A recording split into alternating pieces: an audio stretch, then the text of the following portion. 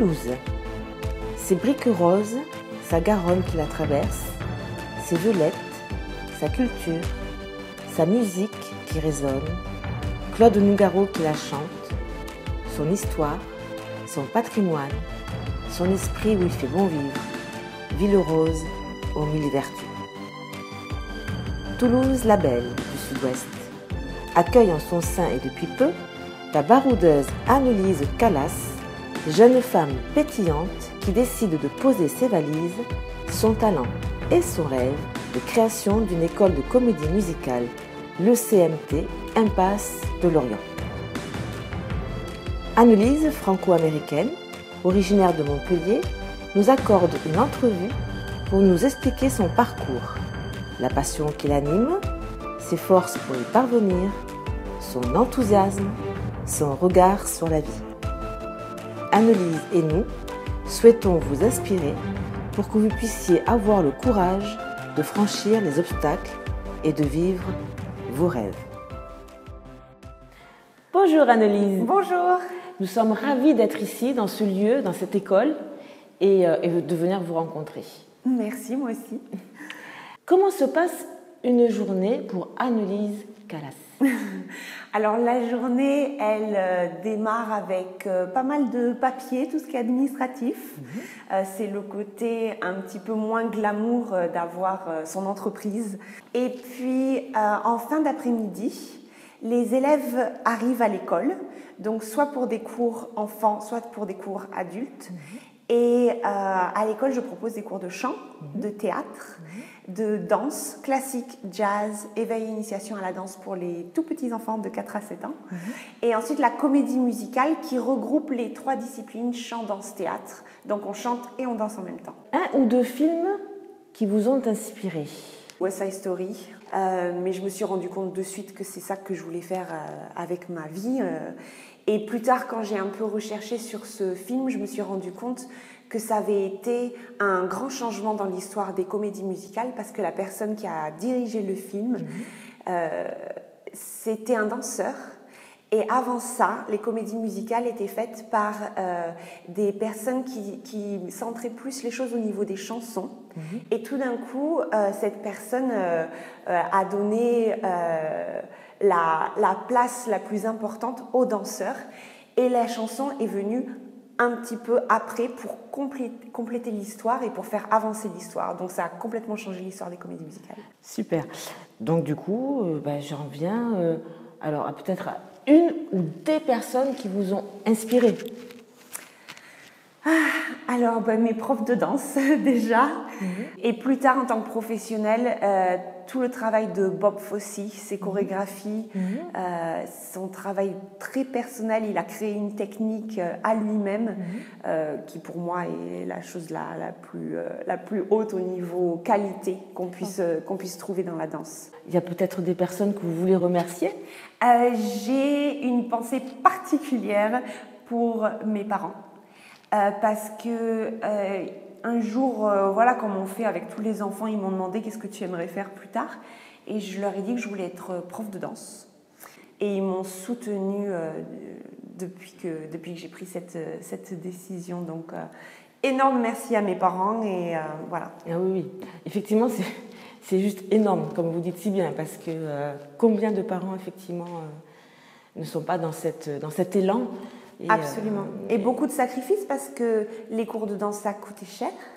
Ma mère devait m'amener, rester pendant le cours, repartir avec moi. Donc, sacrifice au niveau budget, au niveau temps et au niveau stress également parce qu'ils m'ont suivi pendant toutes mes auditions, mes diplômes, etc. Donc, voilà, j'ai eu des parents qui m'ont soutenue et qui ont été parfaits dans cette aventure. Pourquoi donc cette voie, pourquoi ce parcours? Pour arriver à aller en cours de danse, à payer mes formations, il a fallu que je fasse plein de petits boulots, des petits travails. Et En faisant tout ça, j'ai rencontré beaucoup de personnes qui, elles, ne faisaient pas ça en tant que petit travail, elles faisaient ça en tant que profession, c'était leur vie. Et à chaque fois que je leur faisais partager mon envie de devenir danseuse, d'enseigner la danse et ma passion, j'ai énormément entendu le discours « Ah, moi j'avais telle passion mais j'ai pas pu le faire parce qu'il m'est arrivé ceci, cela ». Et en fait, toutes ces personnes, elles m'ont beaucoup motivée à ne pas avoir ce genre de discours plus tard. Je ne voulais pas avoir de regrets. Et je me suis dit, pour toutes ces personnes qui n'ont pas pu choisir et suivre leur passion et leur ambition première, moi, je vais essayer de faire en sorte que rien ne m'empêche d'y arriver jusqu'au bout. Et du coup, voilà, c'était une vraie passion, mais il y a aussi des rencontres qui ont fait que ça m'a forgé un caractère d'absolument vouloir y arriver. Pourquoi Toulouse? Parce que j'ai cru comprendre, pour avoir fait quelques recherches, que vous êtes donc franco-américaine. Oui. Et donc montpelliéraine. Oui, de Montpellier. Précisons-le. Voilà. Et donc pourquoi s'installer à Toulouse quand on sait qu'effectivement Toulouse c'est une grande ville, mais pour faire ce genre d'école, il y a aussi Paris, enfin, on sait c'est une grande ville. Alors pourquoi atterrir ici à Toulouse? Alors déjà parce que j'ai passé 9 ans très loin de chez moi, très loin de ma famille. J'habitais aux États-Unis pour ma carrière de danseuse. Il y a eu un moment où j'ai eu envie de rentrer chez moi, de revenir en France. Même si pendant ces années aux États-Unis, j'ai effectivement eu la citoyenneté américaine, moi, je me suis toujours sentie française et j'avais envie de rentrer chez moi, d'être près de ma famille. Donc j'ai un petit peu de famille à Montpellier, un petit peu de famille à Pau. Toulouse était parfaitement à mi-chemin. Donc au niveau géographique, c'était parfait. Je suis du Sud, je sais que Paris, c'est très attractif pour tout ce monde de show business, mais il me faut le Sud, j'ai besoin de soleil. Et après avoir fait un petit peu de recherche, je me suis rendu compte qu'il n'y avait pas ce genre d'école à Toulouse, qui est pourtant une très grande ville. Donc j'avais envie de me lancer ici. Je trouve la ville magnifique, je suis venue quand même un petit peu voir avant. Les gens étaient adorables, la ville magnifique, c'est resté... C'était exactement ce que je voulais. Voilà. Donc vous avez senti qu'effectivement cette école pourrait apporter un plus à cette ville, Toulouse, justement parce qu'il y avait cette école qui manquait. Mais en toute humilité, oui, je ne veux pas dire on m'attendait, enfin, mais je pense que... Pour les retours que vous en avez en tous les cas. Voilà, avec les retours que j'en ai eus, effectivement, les gens avaient envie de commencer à faire ce genre de choses. Il y a des écoles de danse, il y a des écoles de théâtre, il y a des écoles de chant, mais arriver à tout faire sous le même toit et combiner surtout les 3 disciplines, je pense que courageusement, beaucoup de personnes en France essaient de faire la même chose et ils le font un petit peu à leur sauce et c'est très bien. Moi, je viens vraiment avec la technique que j'ai apprise aux États-Unis, la manière dont ils font eux et tout ce dont je me suis nourrie là-bas pendant toutes ces années. Donc, j'ai tellement de choses à transmettre. Ah, voilà, absolument. Et oui, parce que la transmission est importante aussi, effectivement. Oui, complètement. Effectivement. Expliquez-nous un petit peu ce que vous avez fait là-bas. Eh bien là-bas, en fait, je suis partie pour... Moi, j'ai toujours voulu enseigner, mais avant d'enseigner, je savais que ça allait être mon métier pour le reste de ma vie. Je voulais essayer de faire un petit peu de scène pour voir et avoir cette expérience avant de me poser définitivement. Et je suis partie à New York pour commencer à auditionner, essayer de me frotter un petit peu à tout ce monde-là. Et ça a très bien marché. Du coup, ma carrière, qui était censée être juste une petite expérience pour passer ensuite à l'enseignement, ça a duré 9 ans. J'ai travaillé à Las Vegas dans un spectacle de cabaret, sur des bateaux de croisière. Donc voilà, j'ai cette expérience qui a duré assez longtemps, qui a été absolument magique. Je reviens avec des souvenirs incroyables et autant de choses à apporter à mes élèves au niveau professionnel, mais aussi au niveau humain. Ça m'a énormément apporté. Que diriez-vous à la petite fille que vous étiez si vous la rencontriez ou si vous lui diriez quoi? Je pense que j'étais très très rêveuse quand j'étais enfant et que ça s'est jamais arrêté. J'ai jamais arrêté de rêver et d'aller jusqu'au bout des choses. Je faisais tout le temps des petits spectacles pour mes parents. J'inventais des chorégraphies tout le temps. Et je pense que j'aurais pas grand chose à lui dire parce que en fait elle a fait exactement ce qu'il fallait faire, elle a suivi ses rêves et c'est ça que je dirais à toutes les petites filles et petits garçons, que ce soit en danse ou dans n'importe quoi d'autre, hein, s'il y a quelque chose qui passionne quelqu'un, ça ne peut que lui amener du bon dans sa vie. Donc tout ce qui est dans la nature des gens, il faut arriver à le pousser, à l'alimenter, à l'encourager et surtout pas penser que c'est en étant raisonnable qu'on peut arriver à avoir une belle vie. Il faut être raisonnable, il faut avoir les pieds sur terre, mais il faut surtout suivre la personne qu'on est vraiment à l'intérieur et sa vraie nature, elle parle quand on est enfant, donc il faut pousser les gens à aller jusqu'au bout de ce qu'ils sont. Tout à fait. Et peut-être avoir un petit grain de folie. Oui, complètement. Ça fait complètement partie de la réalisation de rêve. Il faut absolument. Tout à fait. Dans votre parcours professionnel, qu'est-ce qui a été le plus marquant ou le plus difficile ou là où vous vous êtes dit non, je ne pourrais pas aller plus loin ou, voilà, est-ce qu'il y a une date Absolument. Ça s'est passé pour moi. Et quand j'en parle autour de moi, je me rends compte que toutes les personnes qui se battent vraiment pour réaliser ce qu'elles veulent faire arrivent à un point, au même point où je me suis butée à un moment. Quand j'étais à New York, la vie était très chère. Il y avait énormément d'auditions, mais il y avait également énormément de compétitions. Et j'étais en train de m'épuiser à passer le plus d'auditions possible, à courir du matin au soir, à travailler à côté pour arriver à payer mon loyer, etc. Et à un moment donné, je me suis dit, ok, ça fait 1 an que je suis à New York, ça ne marche pas, j'en peux plus, je suis en train de m'épuiser, je vais revenir en France. Et au lieu de continuer tous les jours à aller à toutes les auditions et de me tuer à la tâche, j'ai pris un peu de recul et je ne suis allée qu'aux auditions qui me paraissaient intéressantes et où j'allais prendre du plaisir en me disant c'est pas grave, vas-y pour le plaisir, de toute manière tu repars en France, tout va bien, tu vas rentrer chez toi, passer ton diplôme de prof et voilà, au moins t'as tenté, c'est bien, t'as fait ta chance. Et en enlevant cette pression, en me disant c'est pour le plaisir, il y a eu une espèce de légèreté qui s'est sûrement faite naturellement. Et l'audition que j'ai passée après avoir pris cette décision, elle a marché et ma carrière a débuté à ce moment-là.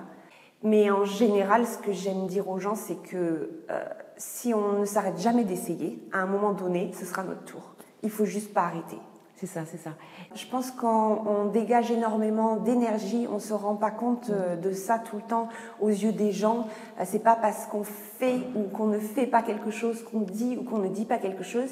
Il y a une énergie qui se dégage et il faut arriver à trouver voilà, cette légèreté, ce plaisir, ce bonheur. Les gens le ressentent.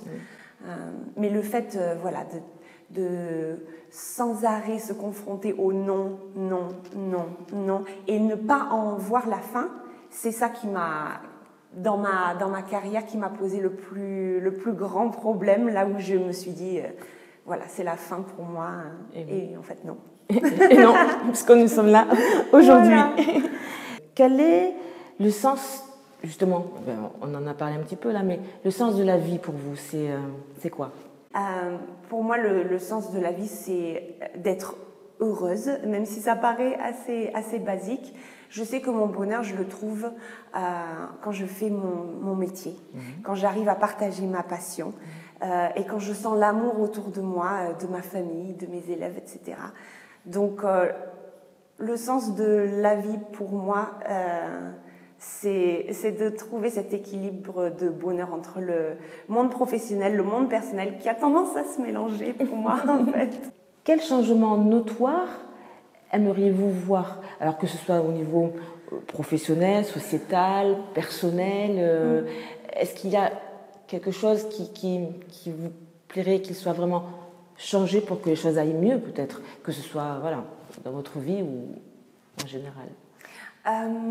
Il y a quelque chose que j'ai remarqué souvent, c'est l'énorme pression qu'on met sur les gens pour prendre des décisions et les bonnes décisions.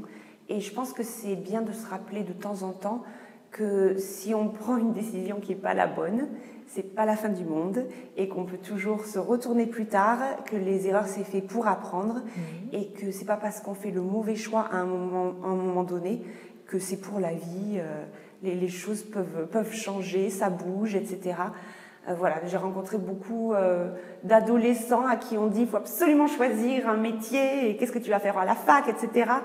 Et c'est très stressant pour eux.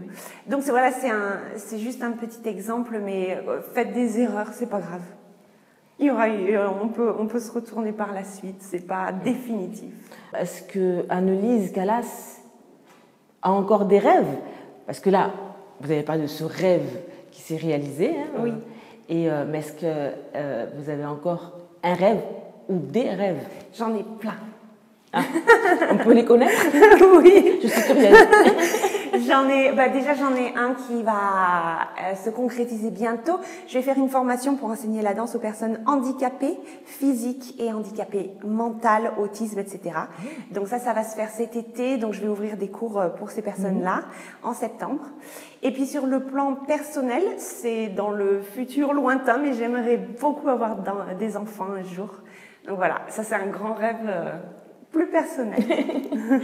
Donc du coup, on va souhaiter plein de bonheur à Anne-Lise. Et pour terminer cette chronique vraiment très intéressante, ça a vraiment été un vrai bonheur du coup pour moi de vous écouter. Et est-ce que vous avez une citation qui vous tient à cœur ou... Voilà, c'est notre tradition. Et oui, je sais. J'ai fait mes recherches et j'ai pas trouvé de citation qui me parlait particulièrement. Je suis désolée. J'ai pas trouvé de citation d'une personne qui vous inspirait, non, qui vous représentait, qui me représentait, voilà, exactement. Bon. Désolée. J'adore. Je suis désolée. Bon, écoutez, j'ai été ravie une fois de plus. Hein, et c'est une belle chronique. J'espère que vous allez inspirer plein de gens. Merci. Plein de jeunes, voilà. Et qui vont comprendre que, comme vous disiez si bien, c'est pas parce qu'on se trouve à la croisée d'un chemin qu'il faut tout laisser tomber. Et que si on se trompe, il faut continuer. Oui, absolument. Voilà, c'est la leçon que peut-être on peut en tirer de tout ça et puis continuer. Merci, vous aussi. Au revoir. Vos impressions à chaud après ce cours? C'était assez physique, mais ce qui est toujours sympa, c'est d'avoir les deux, c'est d'avoir à la fois le chant au début et puis la danse après, et de mêler les deux dans le même cours. C'est sympa parce qu'au moins on fait tout en même temps. Et c'est pas par exemple un cours de chant, un cours de danse et puis un cours les deux. Et justement ça nous donne encore plus la pêche. Très bien. Donc vous pensez que du bien de cette école? Ah oui, c'est super. Moi c'était mon rêve de faire ça. Alors je suis super contente que ça soit enfin ouvert à Toulouse puisque pour le moment ça n'existait pas et du coup c'est ça qui est super. Écoutez, je vous remercie. Merci à vous. Bonsoir, alors vos impressions après ce cours? Là c'est une nouvelle chorégraphie qu'on vient d'apprendre, donc c'est tout nouveau, c'est physique, mais c'est génial parce que du coup on apprend des choses qu'on ne connaît pas, même la chanson, comédie musicale qu'on ne connaît pas, donc du coup on apprend tout sur le tas et finalement ça rentre vite. Donc une fois qu'on suit la logique des pas, de la chanson, de la mélodie. Très bien. Et donc cette école? J'ai que du bien à dire, moi elle est tombée droit du ciel, c'est tout ce que je voulais faire, ça regroupe le chant, le théâtre, la danse, donc que du bonheur. Que du bonheur. Voilà. Merci.